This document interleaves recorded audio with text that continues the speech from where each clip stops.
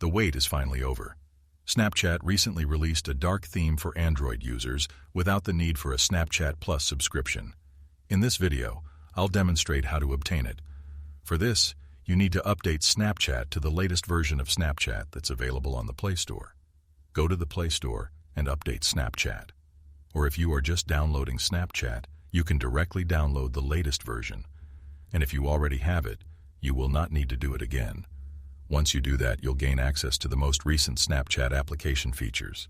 My Snapchat application has been updated.